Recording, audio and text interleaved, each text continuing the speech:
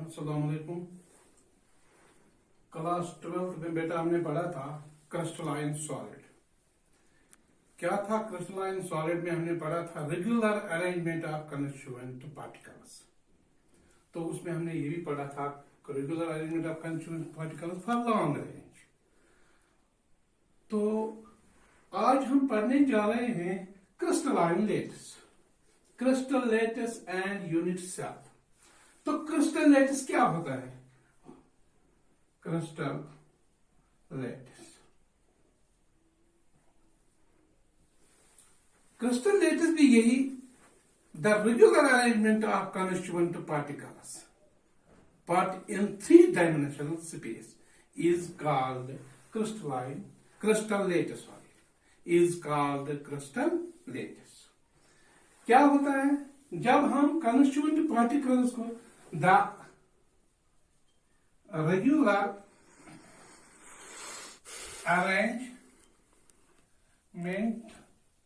Of constituent particles in three-dimensional space is called crystal lattice। Three dimensional. देखो बेटा, अगर हम ऐसे देखेंगे ये 2 डायमेंशनल हो गया है। जब हम ये तीसरी उंगली खोलेंगे ऐसे, इसको बोलते हैं 3 डायमेंशनल। देखो बेटा क्या होता है, regular arrangement of constituent particles. Regular अगर हम ऐसे लेंगे, एक पार्टिकल, दूसरा, तीसरा, चौथा, ऐसे। एक्चुअली ये क्या है? These are atoms, these are atoms.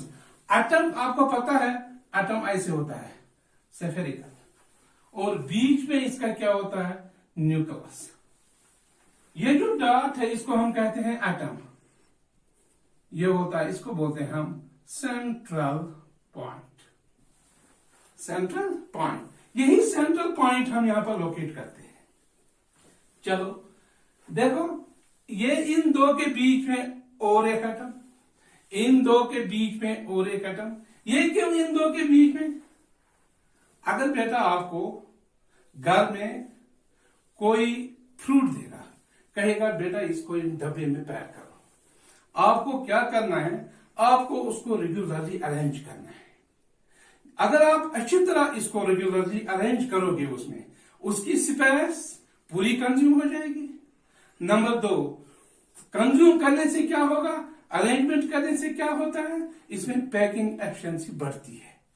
तो वही इसमें भी है, इस दो के बीच में और एक, इन दो के बीच में और, यहां पर एक, फिर ऊपर वाले के सीध में एक, ऊपर वाले के सीध में, इसके सीध में ये, इसके सीध में ये रेगुलर, फिर बीच वाले के सीध में ये, इस बीच वाले के सीध में ये एटम, इसके बीच में ये एटम, इसके बीच में ये एटम, इसके सीध में ये एटम।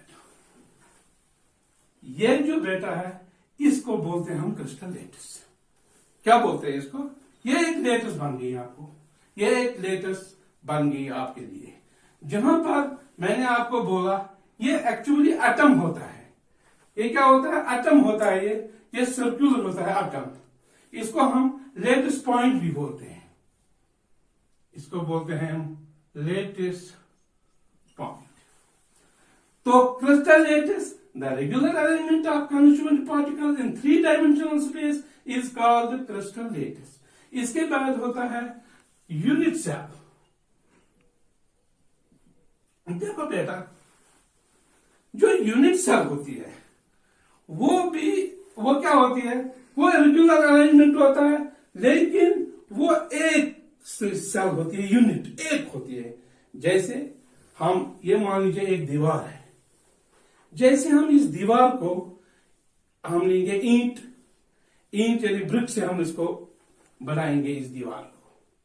जो ये ब्रिक है, अगर हम सीधा ब्रिक एक के ऊपर एक के ऊपर एक के ऊपर ये गिर जाएगी। लेकिन हमें क्या करना है? इसको अरेंज करना है, दो के बीच में और एक ऊपर, पीछे एक, आगे एक दीवार बनेगी। जो ये वृत्त है इसी को एक्चुअली में यूनिट सेल कहते हैं। ये इस लैटिस की एक यूनिट है। जैसे मिसाल के तौर पर अगर हम इसको ऐसे जोड़ेंगे,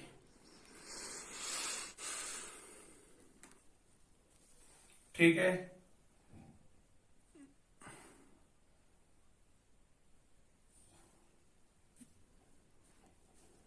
शाबाश।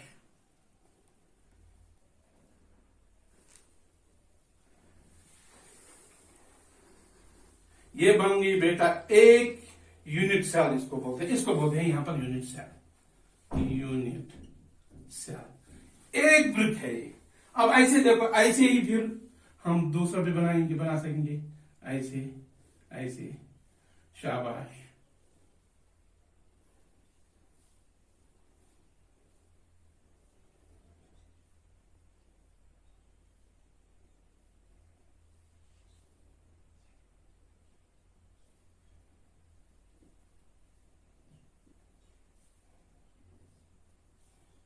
फिर देखो,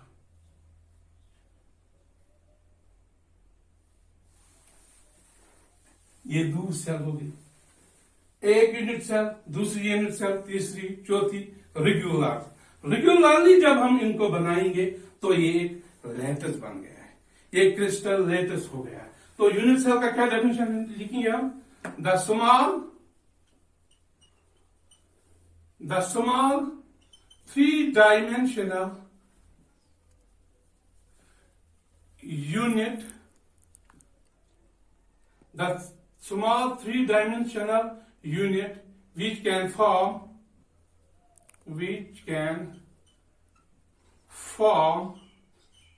lattice, after repetition, एक के बाद एक, after repetition is called unit cell. जैसे आपको पता है, एक यूनिट, एक वृत्त, दूसरी वृत्त, तीसरी वृत्त, चौथी वृत्त, ऐसे जब हम इस वृत्त को हम यूनिट सेल कहते हैं। जब हम बहुत सारे यूनिट सेल को अरेंज करेंगे आगे पीछे दाएं बाएं, तो ये जो दीवार बनेगी ये गिरेगी नहीं। इसको हम क्रिस्टल लैटिस कहते हैं। इसके क्रिस्टल लैटिस जो होता है, जो हमने कहा यूनिट सेल की दो पार्ट्स होते हैं। यूनिट सेल के दो पार्ट्स होते हैं। एक होता है सिंपल यूनिट सेल, जिसको हम प्रिमिटिव यूनिट सेल भी कहते हैं। दूसरा होता है सेंटर्ड यूनिट सेल। एक्चुअली में क्या होता है? एक्चुअली में जो यूनिट सेल होती है वो चार किस्म की होती है। एक होती है सिंपल यूनिट सेल, दूसरी होती है फेस सेंटर्ड, तीसरी होती है बॉडी सेंटर्ड, चौथी होती है एंड सेंटर्ड। मगर जो है सेंटर्ड है, इसके तीन पार्ट्स होते हैं, जिसको हम फिर कहते हैं फेस सेंटर्ड। दूसरा होता है बॉडी सेंटर्ड, तीसरा होता है एंड सेंटर्ड। ये मैं एक एक करके आपको बताऊंगा, सिखाऊंगा एक एक करके, घबराने की कोई बात नहीं। यूनिट सेल के एक्चुअल में दो पार्ट्स होते हैं, simple unit cell, centred unit cell. जो सेंटर्ड यूनिट सेल होती है, इसके अलग तीन किस्म होते हैं, face centred, body centred end centred. अब हम पहले कहेंगे कि सिंपल यूनिट सेल क्या होती है।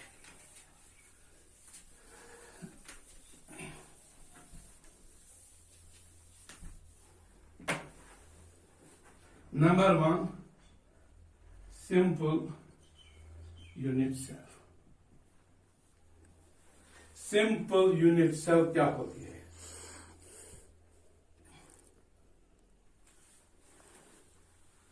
देखो क्या होती है simple unit cell?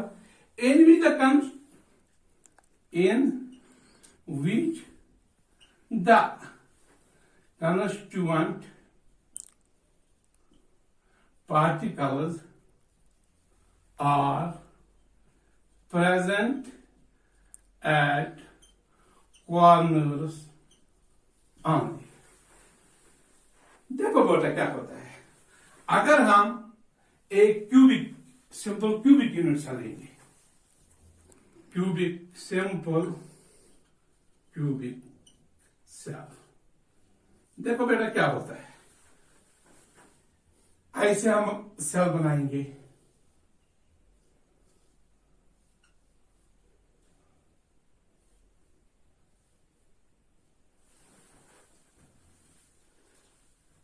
Simple cubic cell किसको कहते हैं हम, जिसकी लेंथ ब्रेडथ और हाइट बराबर होती है, 3 डायमेंशनल लेंथ ब्रेडथ और हाइट बिल्कुल एक जैसी, अल्फा बराबर होता है बीटा बराबर होता है गामा, तो सब होते हैं किसके बराबर, 90 डिग्री के बराबर। याद रखना, कभी पूछा जाता है कि सिंपल क्यूबिक में एंगल कितना होता है, तो सीधा है कि हर एक एंगल इसका कितना होता है, 90 डिग्री, और इसमें लेंथ ब्रेडथ और हाइट एक जैसी होती है। देखो बेटा, जब हम कॉर्नर्स की बात कहते हैं तो कॉर्नर्स जो है ये एटम का बना होता है पॉइंट्स, ये पॉइंट्स होते हैं इस पर 1 2 3 4 5 6 7 और 8 पॉइंट्स। एक्चुअली में क्या है, मैंने ऊपर आपको बोला ये पॉइंट जो है एक्चुअली ये एटम है।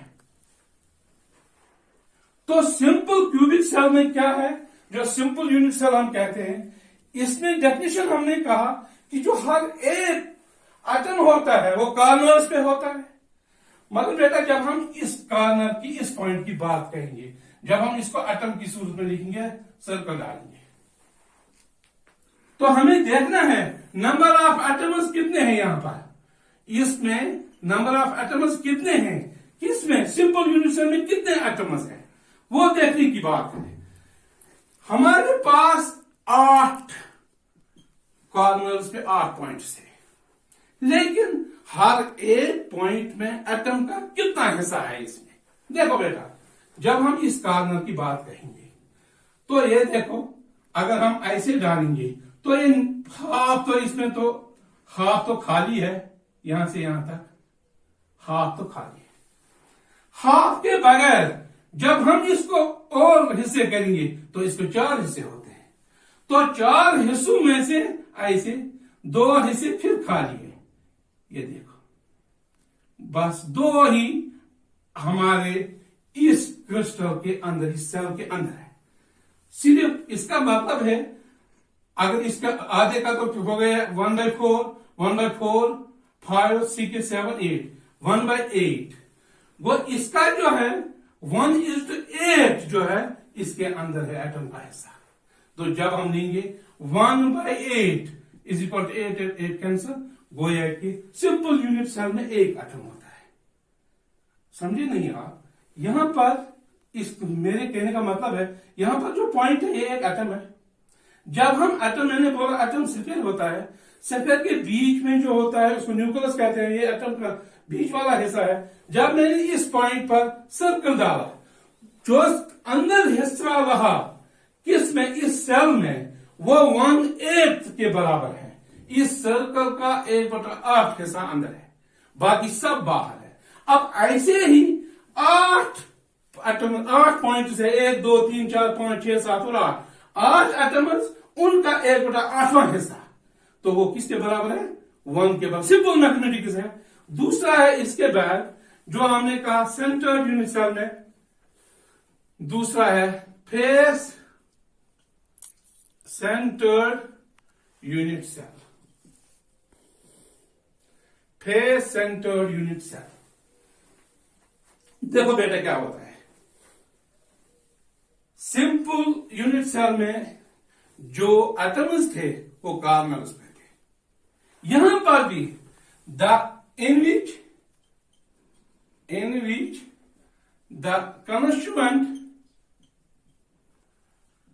particles are present at corners and also face and also at face of the unit cell। देखो बेटा, एक तो यहां पर हम जब यूनिट सेल बनाएंगे आई से, शाबाश, एक तो कॉर्नर्स पे होता है 1 2 3 4 5 6 7 और 8, शाबाश। और दूसरा कहां पर होता है? फेसेस पर। कितने फेसेस होते हैं इसके? 1 2 3 4 5 और 6 फेसेस। मगर मैंने आपको बोला ये पॉइंट जो है ये एक्चुअल में क्या है? This is an atom. जब हम उसको एटम की शक्ल देंगे तो जब हमने इसका सर्कल बनाया तो आधा ऐसा इसका बाहर रहा, तो हमें पता है नंबर ऑफ एटम्स। तो कितने इसके कॉर्नर्स है? 8, और उनको हमें पता है उनका 1/8वां हिस्सा होता है, ऊपर मैंने दिखाया। प्लस इसके जो है फेस पे 6 फेसेस है उसके, 6 इंटू कितना हिस्सा है? एक एटम का आधा, 6 इंटू 1/2। बेटा समझ आ गया?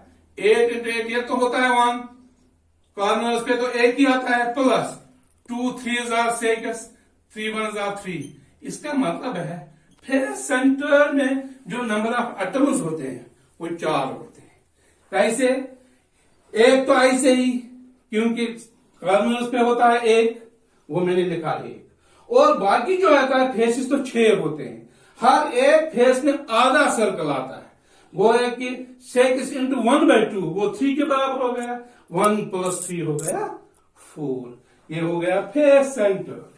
Number of atoms present in face centre is equal to 4।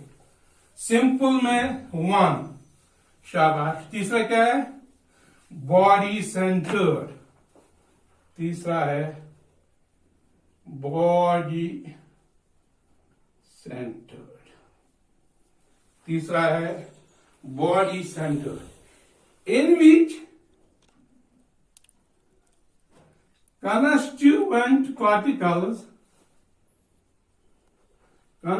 particles are present at the corners and also at middle of the cell, unit cell, middle of the unit cell।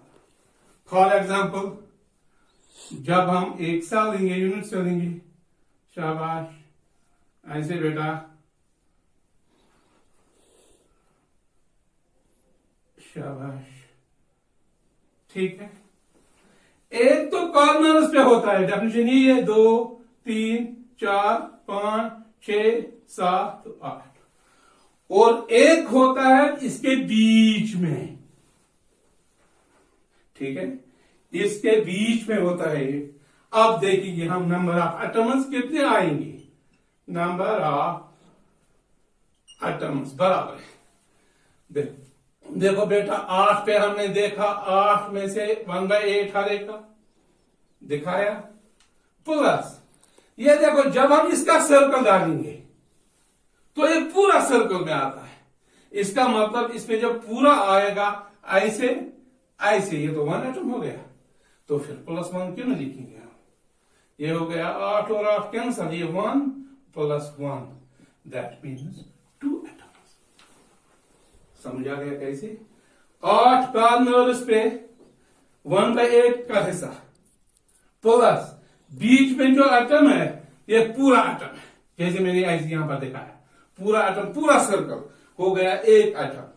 1/8 into 1/8 1 हो गया, plus एक तो बीच में है 1 is equal to 2। इसका मतलब है जो बॉडी सेंटर है इसमें कितने एटम्स होते हैं? 2। अब तीसरा जो हमारे पास है end centre, end centred, end centred unit cell, end centred. in which the constituent particles are present. ये सब में एक ही डेफिनेशन है यहां तक. In which the constituent particles are present at corners and also at any two opposite ends. Any two opposite ends. अगर हम एक क्यूब लेंगे, निचला ऊपर, दाया बाया, any two opposite, तो वो कैसे हम लिखेंगे फिर? देखो,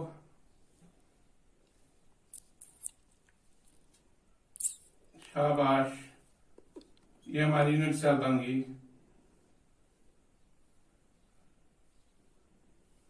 देखो बेटा, 8 कॉर्नर्स, 1 2 3 4 5 6 7 और 8. 2 अपोजिट एंडर्स, एक ये मान लीजिए इसका अपोजिट ये, तो आपको पता ही है जो ऊपर एंडस होगा उसका एटम ऐसा बनेगा, हाफ बाहर रहेगा, ऊपर भी और नीचे भी हाफ बाहर रहेगा.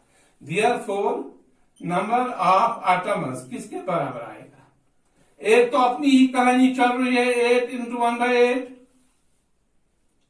प्लस, अब कितने आइटम है ये? आधे आधे, 2 इंटू 1/2, क्योंकि दोनों में आधा आधा बाहर है, 2 में है, एक ऊपर एक नीचे. 8 और 8 कैंसिल, 2 और 2 कैंसिल, ये हो गया 1 + 1 = 2 एटम्स. समझ आ गया? समझ आ गया? पहले मैं वो वाला पहले आपको कॉर्नर्स वाला क्लियर करूंगा. अब हमारे पास 4 यूनिट सेल्स है. नंबर 1 सिंपल यूनिट सेल, उसके कितने एटम्स होते हैं? 1. उसके बाद फेस सेंटर, उसके होते हैं 4 नंबर ऑफ एटम्स. उसके बाद बॉडी सेंटर, उसका 2. उसके बाद एंड सेंटर, इसके भी 2 एटम्स होते हैं. क्योंकि आपको एग्जाम में पूछा जाता है कि किस में कितने, ऑब्जेक्टिव टाइप में आते हैं ये क्वेश्चन, किस में कितने आते हैं, किसमें कितने आइटम होते हैं. आप कह देना कि जो हमारा सिंपल क्यूबिक है उसमें होते हैं 1, जो इसके बाद हमारा होता है फेस सेंटर, उसमें 4, जो बॉडी सेंटर उसमें 2, जो एंड सेंटर उसमें भी 2. मैं आप